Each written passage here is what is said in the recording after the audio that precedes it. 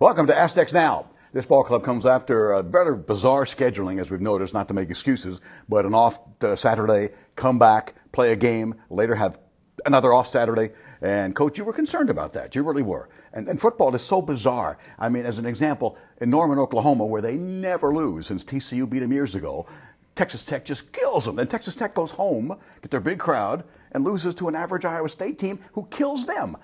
Football, this is as I said in The Godfather, this is the profession you have chosen. It's a bizarre one, isn't it? It is. I mean, college football, high school football, even pro football, if you watch the Sunday games, some of them, I just saw the scores, but even pro football. I know. I mean, you got an undefeated team beating the New Orleans Saints. Badly. Yeah, I mean, it's a ridiculous deal. I mean, but that's the way it is. I mean, it's emotion plays into it, execution plays into it, how ready the other team is as well as your team, the crowd, the weather. I mean, all those things play into it. Yeah, we think we know, and then they give it that on any given Sunday, any given Saturday, and they're right. And you had said that. You said that when you saw that this team was favored, and people asked you, "You're favored by 18." And you said, "I got to tell you, from a football standpoint, they are even up with us, and they are very tough." People always say, "Well, that's like Lou Holtz. He always said that. He always says that." But you were right.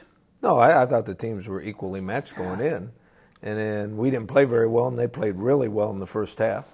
And then our kids, to their credit, came back in the second half and fought and came back and gave us a chance to win. And we didn't finish it off. We didn't score when we should have on offense, either by touchdowns or field goals. We didn't score, but we'd given them such a big lead because we played so poorly on defense in the first half that it was kind of a total team effort. But I appreciate the effort trying to come back, but it doesn't make you feel any better because you still came up short. Did. And I thought it was, since you got here, what happened years ago, before you got here, giving up big plays. I mean, I saw games all at D. Dowers, whomever at Air Force, keeper plays for 60, 70, 80 yards. You stopped that when you got here with your defense. It was so odd to see them giving up big plays in the first half. What happened? You think about it and try to figure out what's going on because we've given up some big plays in a lot of first halves. And the only thing you can come up with that makes sense is that we're getting shocked by game speed. It means that during the layoff. Yeah, well, during that layoff and during practice, we're not getting the same look from the scout team that we normally got, or we're just immature and we don't realize that the speed of the game is going to be so much different than what we saw in practice, and we're not reacting very well in the first half. And then when we settle down and get used to the speed, we react pretty well. One of the best things I ever saw in sport, Coach, when Scott Norwood missed that field goal for the Buffalo Bills in the Super Bowl, and they lost the Super Bowl. They flew back to Buffalo. Marv Levy talks about this in his book. And one of the greatest things that Marv ever saw, the coach of the Bills, thousands of people on the tarmac to welcome the club and console them. And they all started shouting, "We want Scott. We want Scott." And I don't mean like an angry mob. They wanted him to, he stepped forward, surrounded by his teammates, and they cheered like crazy. It was a marvelous sportsmanship moment. Your kid is in a situation where I'm sure he feels just terrible. Yeah, you would think so. I mean, I haven't talked to him one-on-one yet because I've been letting things settle down and let everybody throw their barbs out there and see what happens. But he's a stand-up guy like the rest of our guys. When they don't make a play that ends up losing us a game or helping us lose a game, they're stand-up guys. I mean, there's only a few people that are willing to put themselves out there in front of TV audiences, in front of crowds, and taking a chance of failing now. That takes a special person to be able to do that, and he's one of those guys. And kickers, you don't worry about them until you need them, and then when they don't perform, everybody's on them. And it's a shame because I remember the stat sheet after the Air Force game, and it had returns. San Diego State, 155. Air Force, nothing, because he kicked 8 of them out of the end zone. I understand his altitude there that helps, but he could do it. He did it. In fact, Saturday here, he's got the strong leg, but I guess he's lost his confidence in terms of field goal kicking. Well, I think it comes down to, some of it's confidence, some of it's technique. If you watch his technique was really poor on Saturday night. And constantly they work on it every single day. And then sometimes it's just not there, just like a passer, just like a guy trying to catch a pass. Some days they're hot and some days they're not. With Rocky Long on Aztecs Now. Next, New Mexico. They can't worry about what happened last Saturday. It's time to get ready for the Lobos, his former team. They'll hear enough about that. I'm sure he's sick already. We'll talk more about that as Aztecs Now continues.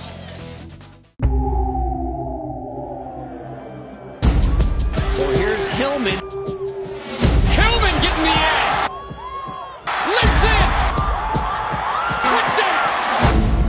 on the shotgun. Ryan has time. Can he find somebody? High one-hand grab. Gavin Escobar. Touchdown Aztecs.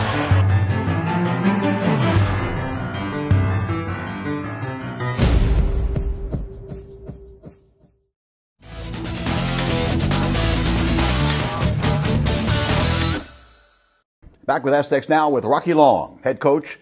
We know, formerly of New Mexico, now the Aztecs. This hasn't been your year. I mean, you're having a great first year, better than any Aztec coach in a long, long time. You had to go play Michigan and Brady Hoke, your former friend and head coach and all that. And now it's first time since he's the head coach now, he'll face New Mexico as the head coach. You already tired of it? I know you hate that sort of stuff.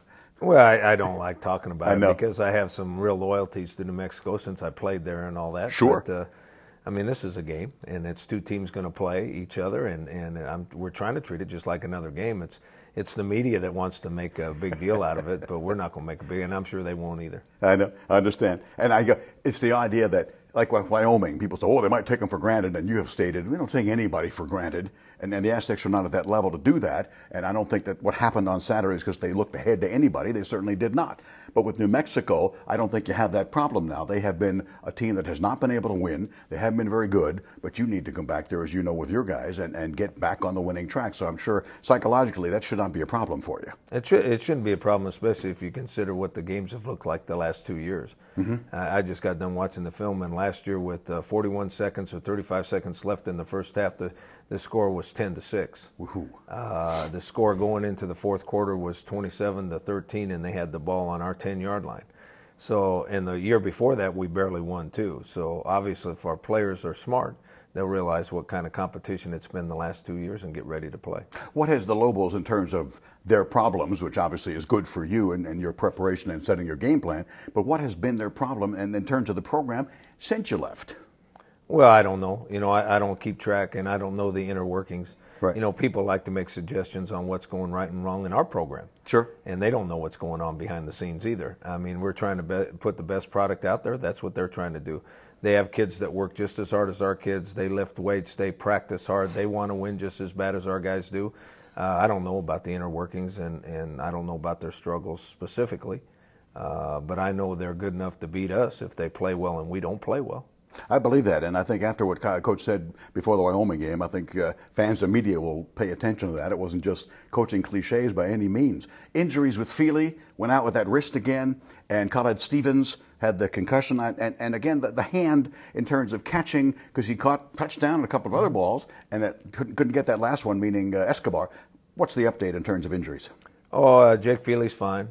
Okay. Like you said, Khalid Stevens had a concussion, and that's a day-to-day. They check him every day. They have baseline tests that they'll see how he compares to his baseline test later on in the week. But that's a day-to-day deal, whether he's going to play. You know, Gavin, I thought, played well with a broken hand, and he'll play with the brace on again, and obviously he'll get better as it goes. The hand will get better. He'll get more used to it, but I thought he caught the ball really well, except for the very last throw. Right. And that was a tough catch. I mean, the defender was in his way. He didn't actually tip the ball, but he was in his way. Other than that, we should be okay. For silver linings in a dark day in that you had the great comeback in the third, couldn't quite get it done. Here's Ronnie Hillman. I don't know that I've seen one quite like that in terms of how he stutter steps, where somebody might denigrate that and say, oh, he's dancing around. But, I mean, he just has vision after the dancing. It's a short dance, because then he finds a whole rock, and I'm telling you, that guy can go. What a performance. Yeah, he can accelerate with the ball, and he's got great vision. And people get frustrated a little bit when he's looking for the hole. They're not real frustrated. They're pretty excited when he finds the hole and goes. I mean, that was a good run. He waited for a hole and went 99 yards with it. I think that changed the momentum. I think we outplayed him from that point on. We didn't get it done. Right. But, you know, a spark like that gets things going in the right direction, and hopefully he's going to play like that again this Saturday. Yeah. And in terms of receiving, as a scout, from a scouting report, he had the 71-yard touchdown. Does he have good hands? Is he a good receiver? Because with that kind of speed, you think of, wow, you know, Roger Craig and Marshall Faulk here, great receivers. Is that a part of his game that will get better, or is it there? No, I think he has okay hands. Okay. And he's worked really, really hard on developing it. Mm-hmm. And he's a better receiver now than he was last year. But he still has some ways to go on catching the ball. He catches the deep ball or the ball over his shoulder very, very well. He struggles a little bit with slants and stops and those kind of things. but it's so much better than when he first got here, and he's going to have that before he's done. Hey, Rock, come back, and Lobos on Saturday. Good luck. Thank you very much. Rocky Long, head coach, San Diego State football, head coach, San Diego State basketball. The guy who was 34-3 last year will come here and visit about that and the upcoming season. Steve Fisher, next as we continue with Aztecs Now.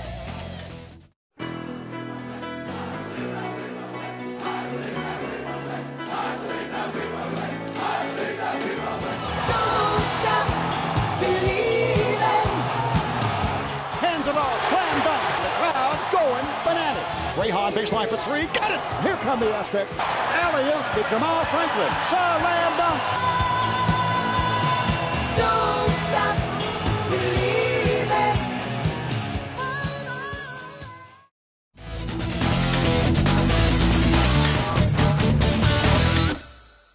Back here on the show with Steve Fisher, head coach, San Diego State Aztec basketball, coming off his greatest season. Not just his greatest Aztec season.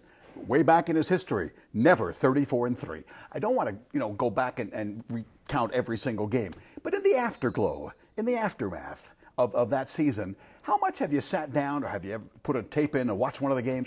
How much have you thought about it and reflected back, and now you can enjoy it? Have you? I have enjoyed it, but I'll be honest with you, I have not watched much tape on the season. We'll start as we prepare for this coming season.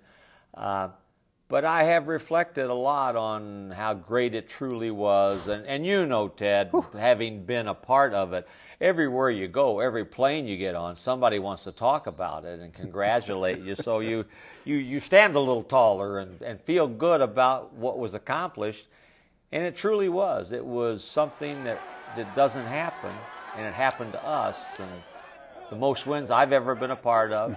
And as special and as exciting a season as I've ever been a part of. I believe that, and I mentioned to you at the time that I was on a plane, and Senator Alan Simpson, the former senator from Wyoming, was on there, and I introduced myself because we have mutual friends, and he said, "What are you doing?" "I work with San Diego State." "San Diego State? Oh, I love them. Watch them on basketball. That's a Fisher guy, right?" "Yeah." I love watching the way they play defense and team ball, unselfish. So it does. It's amazing how many people, when you walk through airports or whatever, they remember that team, which is a great feeling, I'm sure.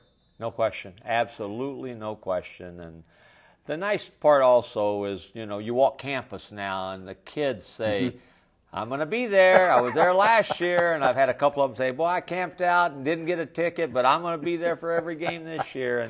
And it just makes everybody be excited about not only what happened, but what's to come. The Carwell situation has been covered. It's not going to happen. He's not going to play. The Poli situation, people started to get excited because the kid in Iona who transferred for medical/family reasons got that. You don't expect that, do you, that Poli will be able to play? I really don't. I was so positive we were going to get Carwell back. Yeah. I mean, you and I talked on that quite a bit, and it didn't happen. So I don't think that this one is one that has the same merit, and yet I don't know sometimes what goes into decision making. So until they say no, we'll keep our head above water and say possibilities. Are you concerned? You've talked about it. I got 9 bodies out here. I lost this guy, I lost that guy for whatever number of reasons. Are you concerned about the depth overall? I am a little bit. We've got enough if, and that if you better underline 3 times, if they all stay healthy, if they all stay healthy mentally as well as physically, and are able to come out and help us be successful. 9 is not enough when you get an ankle injury here, and Deshaun Stevens had preseason knee surgery. Tim Shelton, as you and I both know, it's hard to tell what he will be able to do as the season goes on. He's looked good right now. So we need those 9 bodies all able to perform at peak efficiency. You mentioned Shelton. I remember his freshman year, and I walked in, and Mark Fisher came to me and said, "Boy, wait till you watch this guy. He's your kind of player, unselfish, like a quarterback on there, like an extra coach out there." And he never has able to been because of the knee, Tim Shelton. And he wasn't last year because he just wasn't that player anymore. It looks, in watching him in practice a little bit, and you're watching every day, that he looks like, in terms of the knee, it took a year to get off that. Brian Giles had the same thing with the Padres, that microfracture surgery, finally able to come back a year later. If you get Shelton looking like the old Shelton, wouldn't that be huge? Oh, Ted, it would be such a benefit for everybody. And it wouldn't be necessarily in points and rebounds, but his presence on the floor, he has that innate feel. He's always at the right place at the right time. He had to lead the nation in charges taken per minutes played. He does all the things that you win with. And we need him out there. He will not be a 40-minute-a-game player, but if we can get 20 to 25 minutes, it would be huge for our team. Some of the new guys that people probably, they're not in practice, they won't see until the first game, the first exhibition game, whichever. In terms of Garrett Green, in terms of Xavier Thames off of Washington State, and I mentioned some of the others. Give me a little scouting report, give the fans a scouting report on these new guys. Our new guys that they have not seen before. Right. We can start with Garrett Green. Right. He brings the ingredient we don't have, that size. He's 6'11", big, strong. And he's pretty athletic. He can get up and down the floor. So he will be counted on. He will be needed, and he will be given great opportunity. Played 3 years. Was 4 years at LSU. Graduated. Played, part-time. Yeah. But he's good. He's a good player, and we need to continue to help him grow. I think sometimes when you're in a situation, they lost 42 games in 2 years, you lose confidence. And I think that we've worked on building up the fact that, hey, you're a good player, and you're going to prove that to everybody. So we're excited to see what will happen once we start playing games with Garrett. But he's a wonderful young guy. He can shoot the ball. He can face up and shoot it, big, score inside. So he's gonna be someone that I think our fans will enjoy watching. They saw him last year, Xavier Thames, but they didn't see him play. Right. Saw him in street clothes. You saw him practice some. He might wind up being our most important player this year. I talked about DJ last year. He's very, very talented, extremely hardworking, and has, of all our guys, I don't know that anyone has worked on becoming a better leader than Xavier has. He wants to be a point guard, and he's big. He gives you size at that spot. So I think our fans will really enjoy watching him mature and develop. He's got 3 years with us. That's great. That's great. People are excited about this, and they should be excited about this. Coach set the bar with his staff and those players way up here, and whether they can do that again, 34, that's kind of absurd. But we'll talk about the upcoming season with Coach Steve Fisher as Aztecs Now moves on right after this.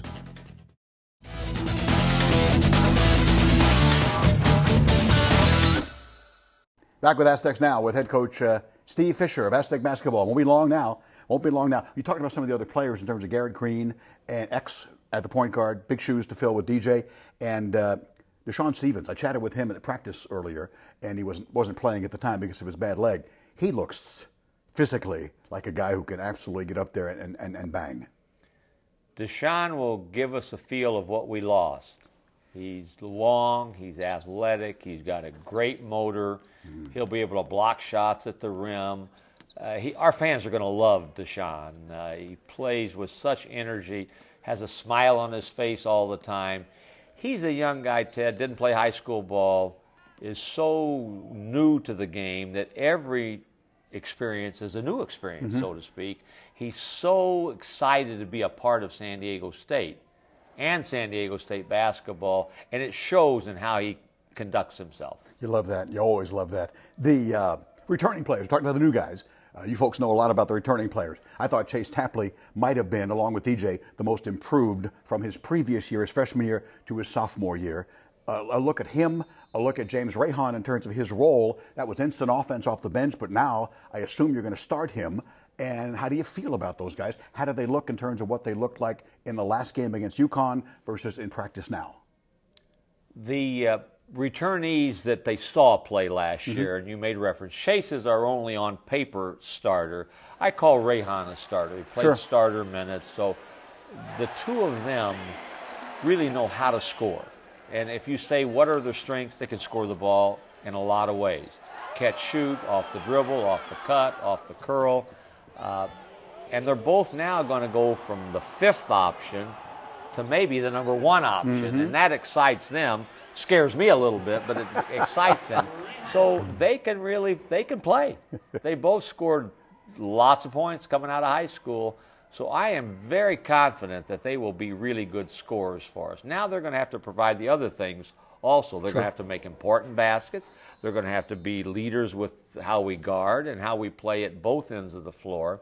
But I'm very anxious to watch as they mature and develop with this year's ball club. And you have had an emphasis on defense. It's what you are a man-to-man guy. You've been that way since way back when in high school in Illinois. This is what you live for. This is what you do. In terms of, you lost Richie Williams and a bunch of those others defenders. DJ became a lockdown defender. A lot of your other guys. Defensively, from where you are now, and I know there's a long season to go, are you happy with the defense or are you concerned with it? I'm worried a little bit, Ted. What we had last year is we had erasers. We had, you make a mistake and it's like taking a test. Well, I'm going to erase that and do it over again. With Malcolm and Billy and Carl, some of those guys, sure, they could change things if we had a breakdown defensively. We don't have enough of that this year. So that concerns me a little bit. I think we'll be pretty good to start defensively. I knew we would be real good last year because everybody was back. Yeah. But we had that size to change angles and arcs. So, believe it or not, I have experimented with a little 2-3 zone. Son of a gun. I told Tony, I said, you played nothing but zone at Syracuse, and you were not a great defender for me when you were here, even though you could score the ball. So Tony's been really helping to kind of get some concepts with the zone defense, and I think it might be a mortal sin to say it, but I might play some zone this year. I never thought I would hear him say those words, and the Tony he refers to as Tony Bland, who played on those clubs with Holcomb and Fox and those guys way back when for coach that won a WAC championship. And, you had this big news conference, and Dutch is the heir apparent. But I go to practice and I see nothing's changed. He's out there. Dutch is out there coaching. You're coaching. Mark Fisher's coaching. Now Tony's out there. There really hasn't been that much of a. There's no difference to me. Everything seems to be the same. Change occurs everywhere. We've had pretty good stability, and we haven't had wholesale change in any one season, which is, I think, very important. Mm-hmm. We have a veteran staff. Our addition is Tony Bland, as you referenced, who played for us. He's going to be a great addition, and I like what we've got on the floor. We've got coaches that have ownership in what we're doing, and they take great pride in what they do. And with Brian having been with me for 20-some-odd years, and Mark Fisher has increasingly become more assertive and more important to what we're doing, and he's kind of the offensive thought processor for me right now in terms of what we do, and he also is doing a great job with this team. The schedule, Coach, you could have easily brought in the cupcakes, as they say, and so forth, and padded it. I look at it and think, my gosh, and you mentioned those names like Malcolm and Kawhi, and I get a little tear in my eye thinking about those guys, but they're gone. They're gone. This schedule looks to me to be as tough or tougher than last year. I mean, understand, you're in the process, you're in there accepting all this. That's a tough schedule. It really is, and if in a perfect world, we wouldn't be playing quite so many in that big stretch in November when we have about 6 games where I don't know whether, if you really are fair, you would say, well, they're going to win any of these games for sure. But that's the challenge of it. That's, we'll find out real quick where we're going to be and where we are at the moment when we go to Baylor, then come back and play USC and follow that by a really, really good Long Beach team. And then you throw in Cal Berkeley and Arizona and people like that. So it's a good schedule. It's a great home schedule. Yeah. Not only do we have a lot of home games, we got some really, really, really good home games.